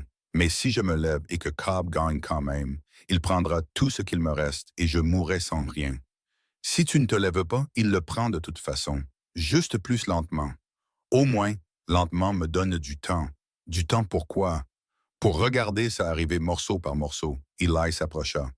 Joss a des preuves que les relevés de Cobb sont frauduleux. Tous. Déposés par un arpenteur qui a perdu sa licence pour avoir fait exactement la même chose à Butt. Ce n'est pas un peut-être. C'est une preuve. La preuve ne gagne pas toujours. Elle gagne quand assez de gens la soutiennent. Patterson le regarda attentivement. Tu as changé, Tanner. Vraiment? Ça fait 4 ans que je te connais. 4 ans que tu baisses la tête, que tu fais ton travail, que tu te mêles de tes affaires. Maintenant, tu parcours la vallée en demandant aux hommes de tout risquer dans un combat que tu pourrais perdre. Les yeux de Patterson se plissèrent. Cette femme t'a fait ça. Cette femme m'a montré ce que j'étais trop têtu pour voir moi-même. Et qu'est-ce que c'est? Que la solitude n'est pas une force. C'est juste une lente reddition. Patterson ramassa son fusil, le reposa, le ramassa à nouveau. Ma femme disait presque ces mots exacts. Il se leva. D'accord, jeudi. Je parlerai. Que Dieu me vienne en aide. Je parlerai. Mais si ça tourne mal, Tanner, je te blâmerai, toi et ta femme rousse, pour le reste de la vie qu'il me reste. Marché conclu. Eli rendit visite à 6 autres éleveurs ce jour-là. 4 dirent oui, 2 dirent non. L'un de ceux qui refusèrent, un jeune homme nommé Dawson, avait les larmes aux yeux en le disant. « Je ne peux pas, dit Dawson. Ma femme attend un enfant. Si Cobb nous poursuit, je ne peux pas la protéger, elle et un bébé. » Eli comprit, n'insista pas. « Si nous gagnons, ta terre est en sécurité. Ta famille est en sécurité. Si... » Oui, si. Dawson secoua la tête. Ce n'est pas assez. Pas avec un bébé qui arrive. Eli rentra chez lui en pensant au visage de Dawson, pensant au poids de demander aux gens de tout parier sur un combat mené par une femme à l'épaule cassée et un homme qui ne savait pas lire. Quand il revint, Josie était assise sur le porche de la pension, son écharpe sale, son visage tiré par la douleur. Elle essayait de le cacher. « Combien? » demanda-t-elle. « 4 oui de plus, 2 non. Ça nous fait 18 plus nous, plus Sam. 21 personnes contre l'homme le plus puissant du territoire. 21 personnes avec la vérité. C'est assez. Josie se leva prudemment. Eli, il y a autre chose. Quoi? Le juge territorial. Son nom est Aldridge. Il est honnête. Sam l'a confirmé. Mais il est aussi prudent. Il ne prendra pas de décision basée sur mes seules preuves. Il voudra des témoignages. Plusieurs témoins disant la même chose. Nous avons 18 éleveurs. Je n'ai pas besoin de 18. J'en ai besoin de 3 ou 4 solides. Des gens que la communauté respecte. Des gens qu'un juge ne peut pas ignorer. Elle le regarda. J'ai besoin de toi, Eli. Moi, tu es celui que Cobb a le plus durement ciblé. La grange, le bétail, le relevé frauduleux sur ta terre. Ton histoire est l'encre de tout le reste. Les yeux de Joe croisèrent les siens. Peux-tu te tenir devant une salle pleine de gens et leur dire ce qui t'est arrivé? Je n'ai jamais été très doué pour parler en public. Je sais. C'est pourquoi ça comptera quand tu le feras. Jeudi arriva, froid et clair. L'audience se tint dans la plus grande salle de réunion de Helena, un entrepôt reconverti qui sentait le grain et le vieux bois. Josie arriva tôt, son bras toujours immobilisé, ses documents organisés dans la sacoche qu'elle portait de sa main valide. Eli entra à ses côtés, Sam derrière eux. La salle se remplissait déjà. Patterson était assis au premier rang, son chapeau entre les mains, l'air de pouvoir s'enfuir à tout moment. Webb était à côté de lui, plus stable, la mâchoire serrée. Les éleveurs entrèrent un par un. Eli compta. 20, 22, 25. Plus que ce que Sam avait promis, plus que ce que quiconque attendait. Puis Cobb entra. Il vint avec 3 hommes. Son avocat Prescott, un homme pâle en costume noir qui semblait avoir été sculpté dans du marbre de palais de justice, un deuxième homme qu'Eli ne reconnut pas, et Whitfield, le témoin acheté de Cobb. Cobb prit place au dernier rang. Il avait l'air détendu, confiant, comme un homme qui avait déjà gagné et qui regardait simplement les formalités se dérouler. Le juge Aldridge entra. Il avait 60 ans, les cheveux gris, minces. Il s'assit à la table à l'avant de la salle et examina la foule. Ceci est une audience territoriale concernant des litiges fonciers dans la vallée de Bitterroot. Aldridge dit, « Madame Tanner a déposé une plainte officielle alléguant des relevés frauduleux et une saisie illégale de propriété. Monsieur Prescott représente la Montana Land and Timber Company. » Il regarda Josie. « Madame Tanner, vous pouvez commencer. » Josie se leva, un bras en écharpe, des papiers dans sa main valide. Elle se dirigea vers l'avant de la salle et fit face à 60 personnes, dont la plupart n'avaient jamais vu une femme se tenir devant un juge et parler de quelque chose de plus sérieux qu'un litige de jardin. « Votre honneur, je vais faire simple parce que la vérité est simple, même quand des hommes puissants essaient de la compliquer. » Elle posa le premier document sur la table du juge. « Ceci est l'acte original du Ranch Tanner, acheté il y a 6 ans. Limite clairement marquée par un arpenteur territorial agréé. » Elle posa le deuxième document à côté. « Ceci est un relevé déposé il y a 8 mois par J.W. Hartley au nom de la Montana Land and Timber Company. Il montre la limite nord du Ranch Tanner est 100 yards au sud de l'acte original. » Elle fit une pause, laissa la salle absorber l'information. Si le relevé de M. Hartley est exact, alors mon mari ne possède pas 5 acres qu'il travaille, améliore et sur lesquels il paye des impôts depuis 6 ans. Ces actes appartiendraient à la société du juge Cobb. Elle regarda Aldridge. Mais le relevé de M. Hartley n'est pas exact, parce que la licence d'arpenteur de M. Hartley a été révoquée il y a 2 ans par le Conseil territorial pour avoir déposé des relevés frauduleux dans un litige foncier près de Butte. La salle s'agita, murmurant. L'expression de Cobb ne changea pas. Celle de Prescott, si. « Votre honneur, » Prescott se leva. « Les qualifications de l'arpenteur ne sont pas... » « Asseyez-vous, Monsieur Prescott, » dit Aldridge, humblement. « Vous aurez votre tour. » Il regarda Josie. « Continuez. » Josie présenta 5 autres relevés. Même schéma, même arpenteur, même date impossible. Chacun de ces relevés a été déposé par J.W. Hartley. Chacun montre des limites de propriété qui favorisent la Montana Land and Timber Company. Et 3 d'entre eux sont datés avant même que les achats de terres originaux n'aient eu lieu. Sa voix ne monta pas, ne trembla pas. On n'arpente pas une terre qui n'a pas encore été vendue. Sauf si les relevés ont été créés après coup et antidatés pour créer des litiges juridiques qui forceraient les petits éleveurs au tribunal. « C'est de la spéculation, » dit Prescott. « C'est de l'arithmétique, » répondit Josie. « Les dates ne mentent pas, M. Prescott, même quand les relevés le font. » Aldridge étudia les documents. La salle était silencieuse. « J'aimerais appeler des témoins, » dit Josie, « en commençant par mon mari. » Eli se leva. Ses jambes semblaient étranges, lourdes. La salle était trop chaude, trop pleine, trop de regards. Il se dirigea vers l'avant, se tint à côté de Josie et regarda une salle pleine de gens en souhaitant de tout son cœur être n'importe où ailleurs. « Monsieur Tanner, » dit Josie. Sa voix changea en s'adressant à lui. Toujours professionnel, mais avec une chaleur que lui seul pouvait entendre. « Dites au juge ce qui est arrivé à votre ranch au cours des 2 dernières années. » La gorge d'Eli se noua. Il regarda la foule, le visage buriné de Patterson, les yeux stables de Webb. Sam au dernier rang, les bras croisés, hochant la tête une fois. « Il y a 2 ans, mes clôtures ont commencé à être coupées, » dit Eli. Sa voix était rauque, peu habituée à autant d'oreilles. « J'ai d'abord pensé que c'était le timp. Le vent, la pourriture. Mais les coupes étaient nettes. Du fil de fer, pas de l'usure. Combien de bétail avez-vous perdu? 70 têtes en 2 ans. 30 au cours des 6 dernières semaines seulement. L'avez-vous signalé? À qui? Le bureau du shérif est à Helena.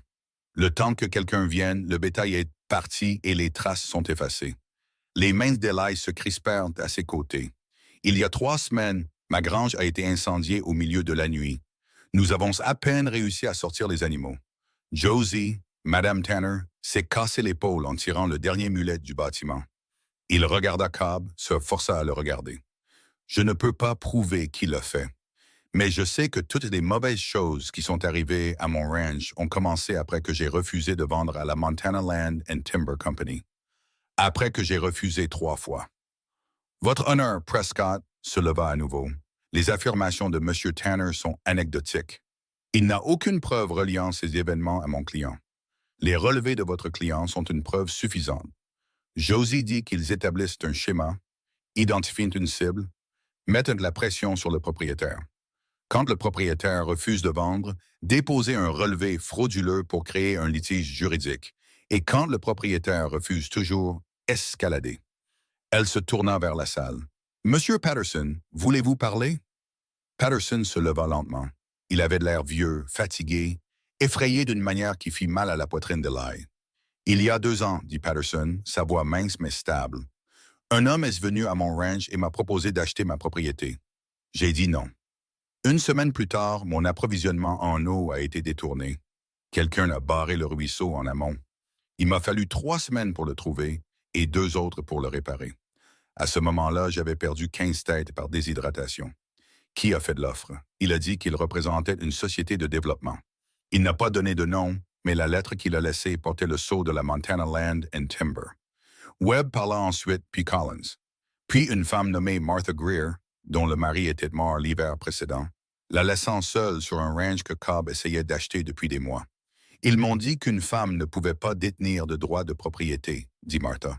Sa voix tremblait de colère, pas de peur. Ils m'ont dit que l'acte était au nom de mon mari et que je n'avais aucune revendication légale. C'était un mensonge, j'ai vérifié. Mon nom est sur cet acte juste à côté du sien. Il l'est depuis le jour où nous l'avons acheté. Un par un, ils parlèrent. 11 éleveurs au total. Chaque histoire différente dans les détails. Chaque histoire la même dans le fond.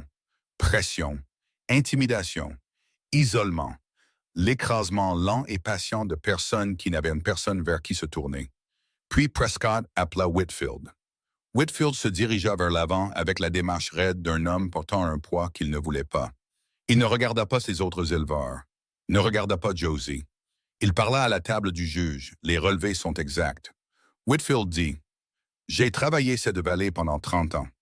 Les limites de propriété que M. Hartley a documentées correspondent à ce que j'ai toujours compris être les limites de propriété. Monsieur Whitfield, dit Josie, vous avez reçu des droits d'eau de la Montana Land and Timber Company il y a 6 mois. Est-ce exact? La mâchoire de Whitfield se serra. C'est une affaire distincte, vraiment.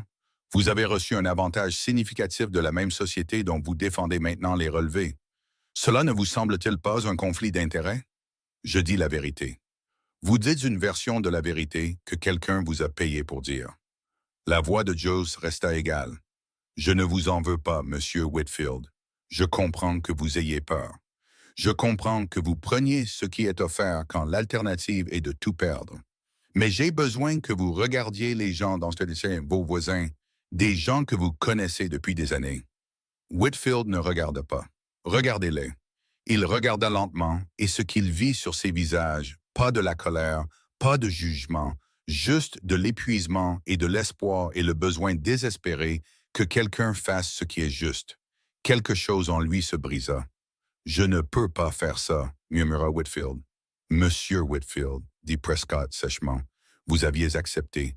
J'ai accepté beaucoup de choses que je n'aurais pas dû. » La voix de Whitfield se brisa. Cobb m'a dit que personne ne se battrait. Il m'a dit que c'était juste des affaires. Il m'a dit que personne ne serait blessé. Il regarda l'écharpe de Joe. Des gens ont été blessés. « Monsieur Whitfield, » dit le juge Aldridge avec précaution, « changez-vous votre témoignage? » La salle retint son souffle. Les mains de Whitfield tremblaient. Il regarda Cobb au dernier rang. L'expression de Cobb était de pierre, froide, le visage d'un homme calculant ce qu'il en coûterait de détruire une personne de plus. « Les relevés sont faux, » dit Whitfield. Cobb a dit à Hartley quelle limite dessiner. J'ai vu la correspondance des lettres entre Cobb et Hartley exposant exactement quelle ligne de propriété déplacer et de combien. La salle explosa. « Ordre !» appela Aldridge. « Ordre !» « Ces lettres, dit Josie, sa voix coupant le bruit.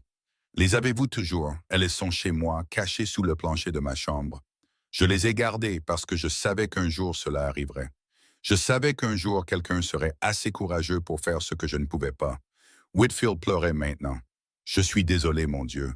Je suis désolé. J'ai pris son argent et son eau, et je me suis dit que c'était de la survie. Mais vous voir, vous les gens, vous levez ici les uns après les autres, dire la vérité pendant que j'étais assis sur un mensonge. Il s'essuya le visage. Je ne peux pas le faire. Je ne le ferai pas. Prescott se leva. Votre honneur, ce témoin est clairement compromis.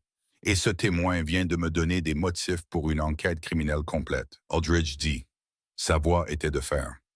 Monsieur Prescott, j'émets une injonction immédiate contre toutes les revendications de propriété déposées par la Montana Land and Timber Company. J'ordonne la saisie des lettres que Monsieur Whitfield a décrites et je renvoie cette affaire au bureau du procureur fédéral pour des accusations de fraude foncière, d'intimidation et de destruction de biens. Il regarda Cobb. Monsieur Cobb, je vous conseille de prendre un très bon avocat. Vous en aurez besoin. Cobb se leva. Pour la première fois, son sang-froid se fissura. Il regarda Josie, non pas avec colère, mais avec quelque chose de plus proche de l'incrédulité. Vous êtes une épouse par correspondance, dit-il. Vous n'êtes personne. Josie soutint son regard. Je suis la personne qui vient de vous achever. Cobb sortit. La porte se referma derrière lui avec un son comme un point à la fin d'une phrase. Pendant un long moment, la salle fut silencieuse. Puis Patterson commença à applaudir, ses vieilles mains lentes et irrégulières. Webb se joignit à lui, puis Collins, puis Martha Greer. En quelques secondes, toute la salle était debout. Josie se tenait à l'avant, le bras cassé contre sa poitrine, épuisée, submergée. Elle attrapa la main d'Eli et la serra fort. « On l'a fait, » dit Ellie. « Non. » Les yeux de Joss étaient en larmes. Elle ne prit pas la peine de les essuyer. Ils l'ont fait. Elle regarda les éleveurs. Patterson, Webb, Whitfield toujours en pleurs sur sa chaise. Martha Greer, le menton haut. Ils se sont levés. C'est la seule raison pour laquelle tout cela a fonctionné. Ils sortirent de la salle dans la lumière froide de l'après-midi. Sam attendait près des chevaux. « Eh bien, » dit Sam, « Aldridge a ordonné une enquête complète. Des accusations fédérales sont à venir. » Sam hocha la tête lentement, satisfait. « Bien. »« Sam, » dit Josie, « merci d'avoir écrit à chaque ranch, d'avoir fait venir les gens, d'avoir écrit les lettres d'Eli en premier lieu. Rien de tout cela ne serait arrivé sans toi. » Sam la regarda longuement. « Ma grand-mère disait que la bonne personne au bon endroit au bon moment peut tout changer. Elle disait aussi, « On ne choisit pas quand c'est. » Il regarda Eli. « Tu as écrit cette première lettre toi-même, celle avec la mauvaise orthographe et la main tremblante. C'est celle qu'elle a lue. C'est celle qui l'a amenée ici. » La gorge d'Eli se serra.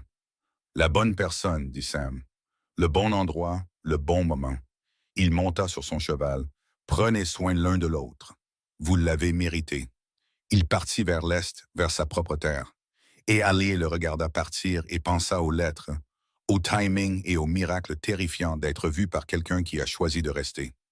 Josie s'appuya contre lui, sa bonne épaule pressée contre son bras. « Ramène-moi à la maison, Eli. La cabane a à peine un toit. Elle a des murs, une cheminée, et elle est à nous.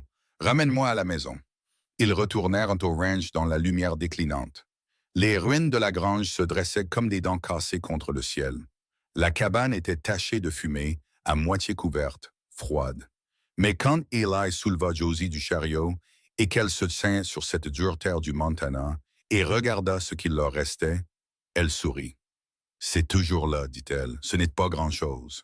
C'est tout. » Elle se tourna vers lui. « Chaque parcelle, parce que c'est à nous et personne ne nous le prendra. Ni Cobb, ni ses avocats, ni personne. » Eli la serra contre lui, faisant attention à son épaule, faisant attention à tout. Elle vint sans hésitation, pressa son visage contre sa poitrine. « Josie. »« Oui. Cobb t'a traité de personne, j'ai entendu. Il avait tort. Tu es la personne la plus courageuse que j'ai jamais connue. Plus courageuse que n'importe quel soldat avec qui j'ai combattu. Plus courageuse que n'importe qui. Je ne suis pas courageuse, Eli. Je suis têtue. Il y a une différence. Non, il n'y en a pas. » Elle rit, un vrai rire, rauque, fatigué et brisé sur les bords, mais réel. Le premier vrai rire qu'il entendait d'elle depuis l'incendie. « D'accord, dit-elle. Peut-être qu'il n'y en a pas. Ils se tinrent ensemble dans le froid, se serrant l'un contre l'autre. Deux personnes qui avaient traversé le feu, les litiges et la peur et qui en étaient sorties encore debout, encore ensemble. Se choisissant encore, même quand chaque pensée rationnelle disait que la chose intelligente à faire était d'abandonner. Cette nuit-là, Eli fit un feu dans la cabane endommagée et Josie s'endormit à côté, sa main valide tenant toujours la sienne. Et Eli resta éveillé, écoutant sa respiration et pensant à ce que Sam avait dit. La bonne personne, le bon endroit, le bon moment. Il serra sa prise sur sa main et se permit de croire pour la première fois de sa vie qu'il méritait peut-être les trois. Webb arriva 3 jours plus tard avec un chariot plein de bois. Il ne frappa pas, ne demanda pas, commença juste à décharger comme si c'était la chose la plus naturelle du monde. Qu'est-ce que c'est? Demanda Eli depuis le poche. Du bois de grange. J'en avais en trop pour ma construction de printemps. Webb laissa tomber une planche sur le tas. Je me suis dit que tu pourrais en avoir besoin. Je ne peux pas te payer pour ça. T'ai-je demandé quelque chose? Webb le regarda droit dans les yeux. Ce que toi et ta femme avez fait dans cette salle d'audience, ça a protégé chaque ranch de cette vallée. C'est notre façon de dire merci. Patterson arriva le lendemain matin, apporta des tôles de toiture, des clous et 2 ouvriers qui refusèrent d'être payés. Ils travaillent par principe, dit Patterson. Comme nous tous. À la fin de la semaine, 11 éleveurs avaient contribué à quelque chose. Du bois, des outils, de la main-d'œuvre, de la nourriture. Une femme nommée Eleanor Briggs arriva avec un chariot plein de légumes en conserve et la courte pointe qu'elle avait cousue elle-même. Pour les nuits froides, dit Eleanor, la pressant dans la main valide de Joss, ma mère faisait des courtes pointes pour chaque nouvelle famille de la vallée. Je perpétue la tradition. Josie serra la courte pointe contre sa poitrine et ne parla pas pendant un long moment. Je n'ai jamais eu de communauté auparavant, dit-elle enfin. Pas comme ça. Tu en as une maintenant. Eleanor lui serra le bras. Habitue-toi. La charpente de la grange fut montée en 4 jours. 12 hommes travaillant de l'aube au crépuscule, levant des murs et des poutres.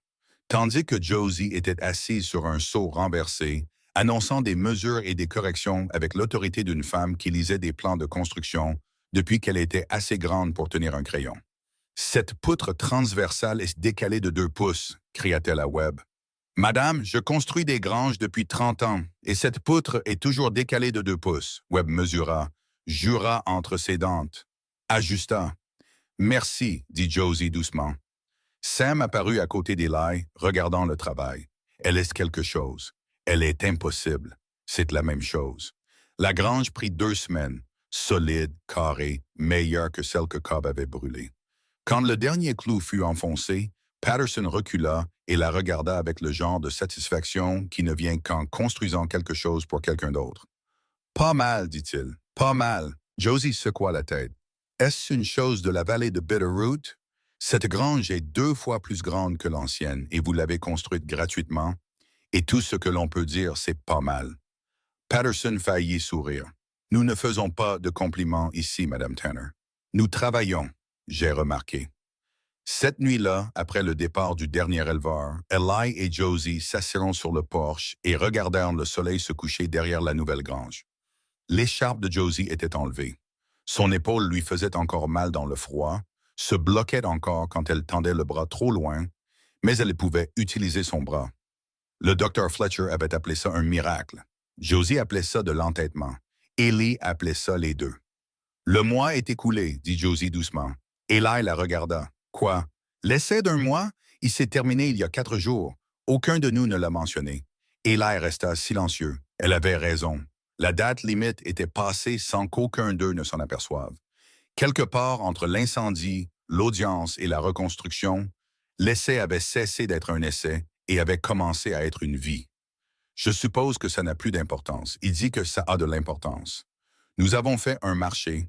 J'ai dit que si je tenais 30 jours, nous nous assiérions et aurions une conversation honnête sur la suite.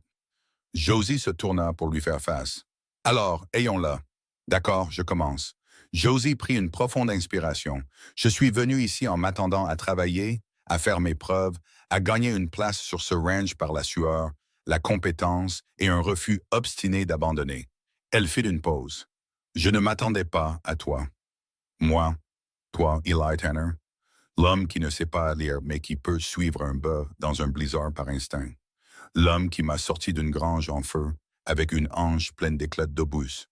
L'homme qui a visité 7 ranchs en une journée pour demander à ses voisins de lui faire confiance. Même si faire confiance aux gens est la chose qui l'effraie le plus. Sa voix s'adoucit. Je ne m'attendais pas à me sentir en sécurité avec quelqu'un. Je ne me suis pas senti en sécurité depuis la mort de ma mère.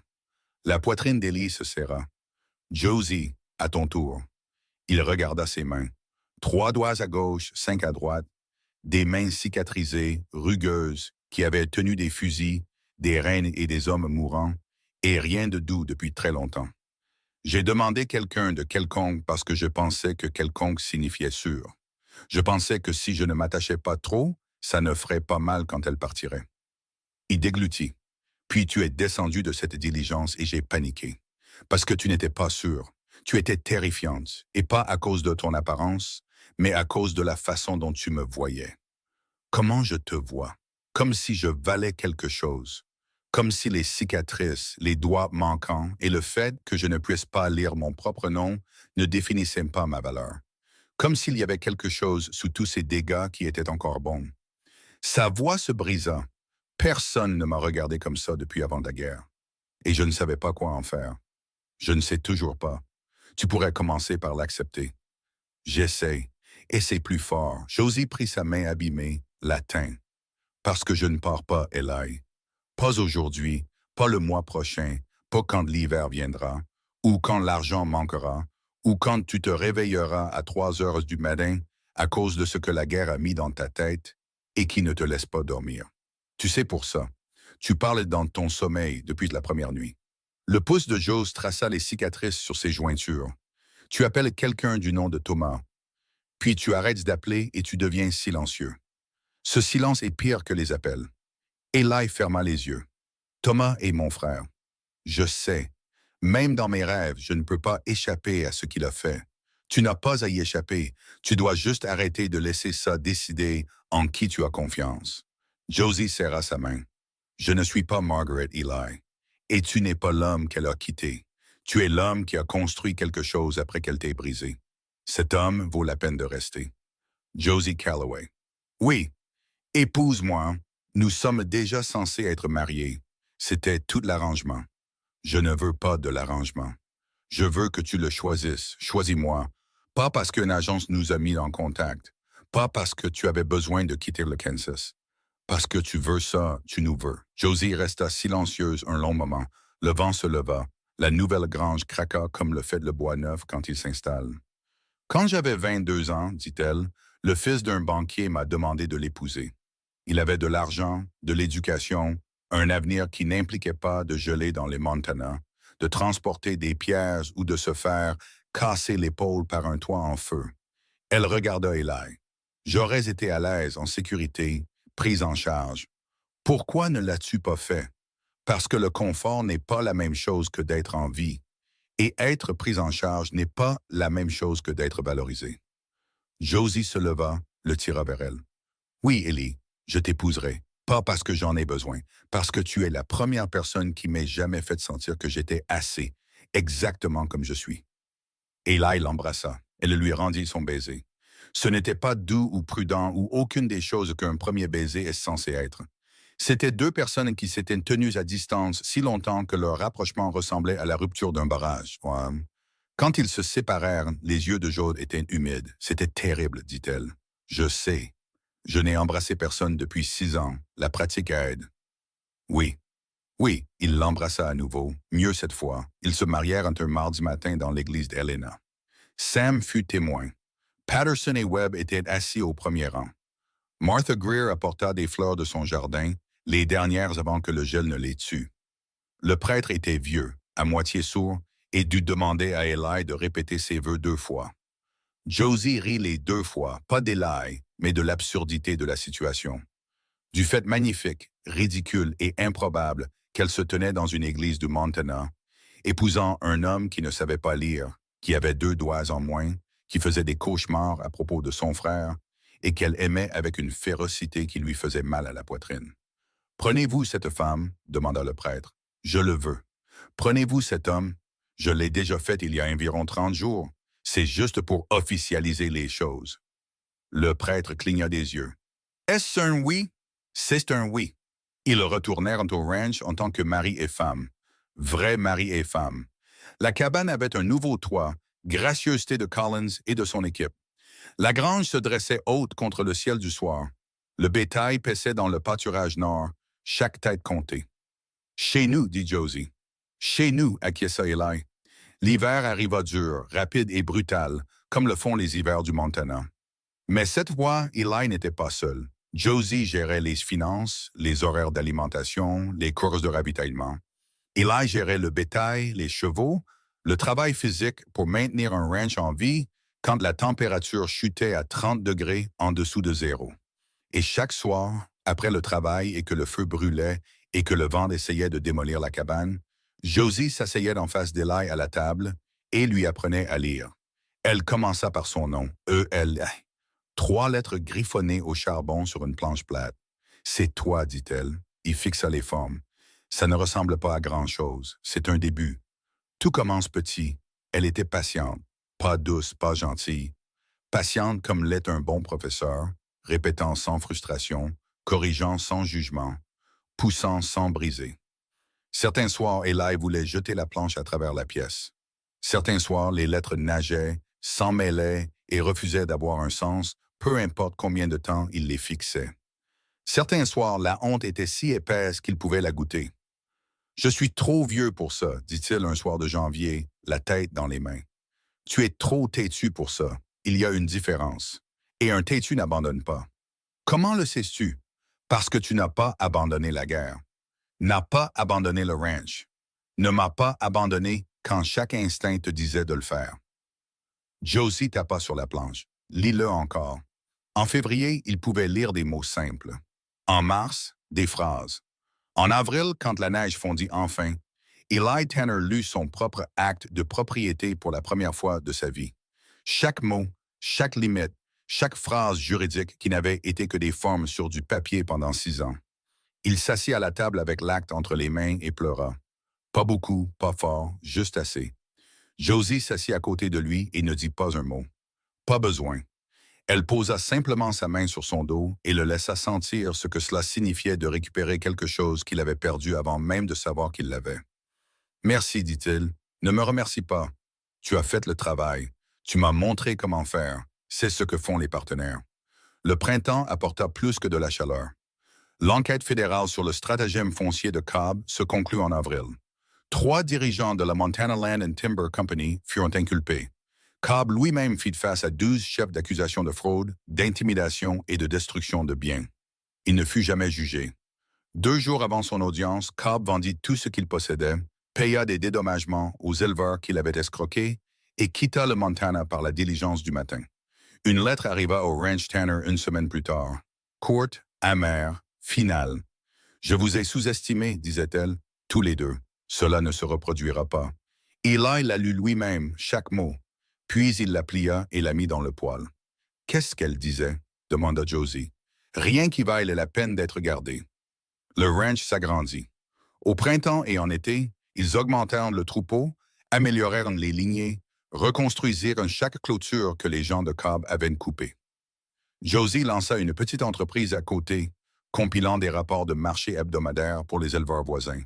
Prix, route d'approvisionnement, informations sur les acheteurs. Elle facturait $1 par mois par ranch et avait 12 abonnés en juin.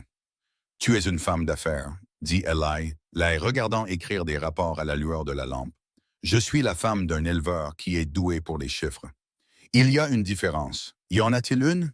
Probablement pas. Sam venait dîner tous les dimanches. Lui et Josie se disputaient sur tout. La politique, les prix du bétail, la bonne façon de construire une clôture. Eli s'asseyait entre eux, mangeait, écoutait et ressentait quelque chose dont il avait oublié le nom. Famille, c'était ça. Pas de sang, choisi. Le genre de famille que l'on construit quand on est assez courageux pour cesser d'être seul.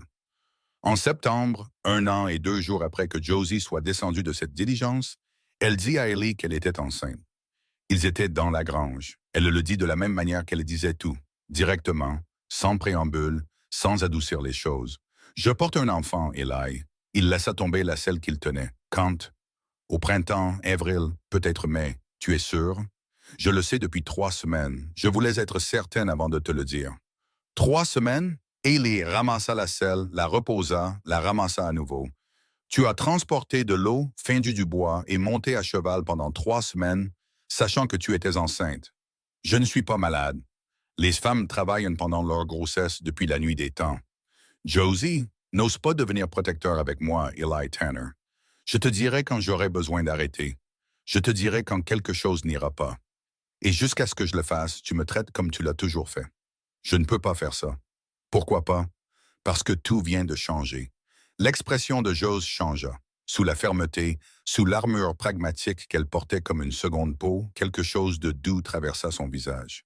Oui, dit-elle doucement, ça a changé. Eli traversa la grange en 3 pas et la serra dans ses bras. Prudemment, de la manière dont on tient quelque chose que l'on a terriblement peur de briser. J'ai peur, Josie murmura contre sa poitrine. De quoi? Ma mère est morte en couche, ma tante a failli. C'est de famille. Nous aurons la meilleure sage-femme du territoire. Et si ce n'est plus suffisant, alors je serai là, et je ne partirai pas. Pas une seconde. Tu promets aussi. Je le promets sur tout ce que je suis, c'est tout ce que tu as fait de moi. Elle se recula. Ses yeux étaient humides. Quand es-tu devenu si doué avec les mots? J'ai eu un bon professeur. Le bébé arriva en avril, comme Josie l'avait prédit. Une fille née en bonne santé après 16 heures de travail qui vieillirait Eli de 10 ans. Sam s'assit sur le porche tout le temps, taillant un morceau de cèdre en quelque chose qui prit lentement la forme d'un cheval. Patterson et Webb attendirent avec lui. Martha Greer assista à la sage-femme. Quand Eli entendit le cri, aigu, en colère et vivant, ses genoux cédèrent. Il s'assit par terre à côté du lit, tint la main de Joss et regarda la petite créature furieuse que la sage-femme plaça sur la poitrine de Joss. « Elle a tes cheveux, » dit Josie, épuisée, riant, pleurant tout à la fois. « Roux comme le feu. Elle a ton entêtement.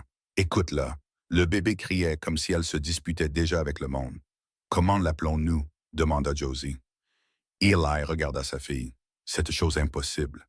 Cette vie qui existait parce qu'un éleveur balafré avait écrit une lettre tremblante à une agence de mariage par correspondance et qu'une femme du Kansas avait été assez courageuse pour y répondre. Hope, dit-il.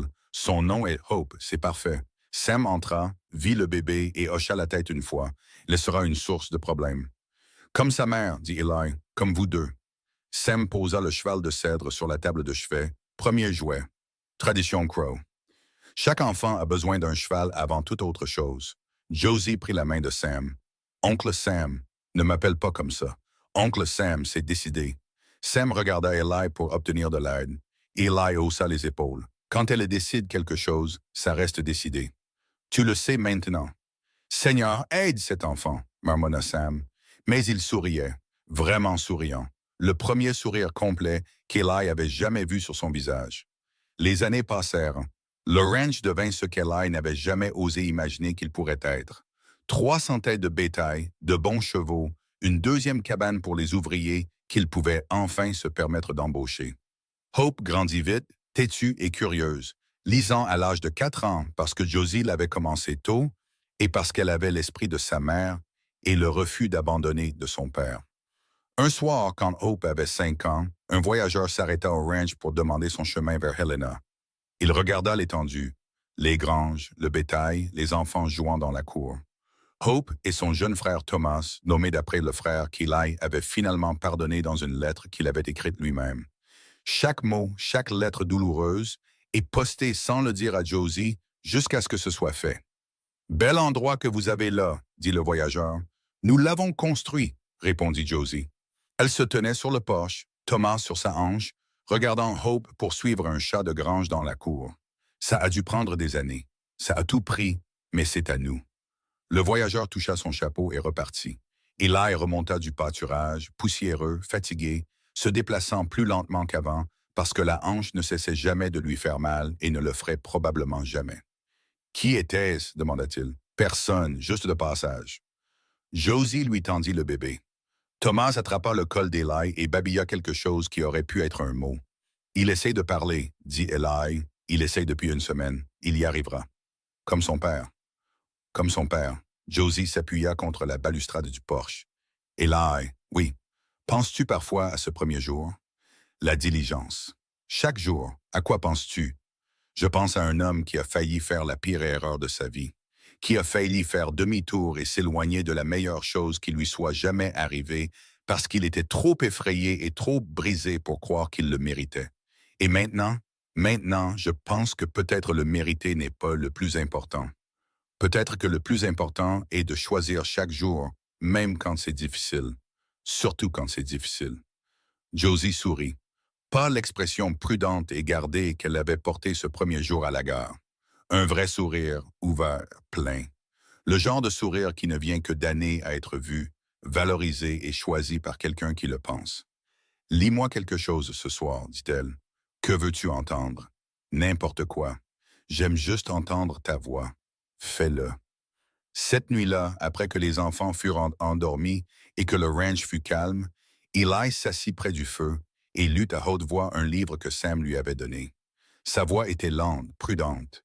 Il butait encore sur les mots plus longs, mais il lisait chaque phrase, chaque page.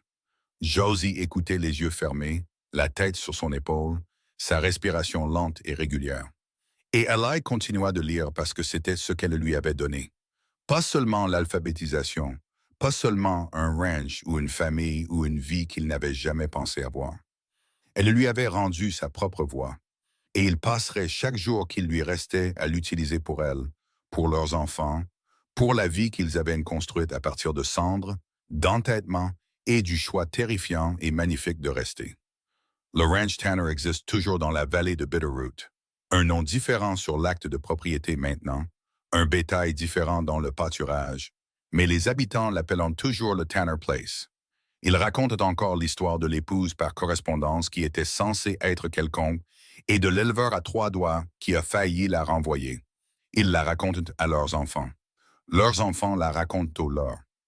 Et l'histoire se termine toujours de la même manière. Pas par un baiser, pas par un coucher de soleil, pas par l'une des choses douces et faciles que les gens attendent des histoires d'amour. Elle se termine par 2 personnes debout dans la poussière, côte à côte, les mains rugueuses par le travail, les yeux clairs par l'honnêteté, se choisissant une fois de plus. Parce que c'est ça l'amour. Pas un sentiment, pas une promesse, pas un moment qui vous emporte et vous met en sécurité. L'amour est un choix que vous faites avec tout votre être, chaque jour. Et les Tanner l'ont fait chaque jour pour le reste de leur vie.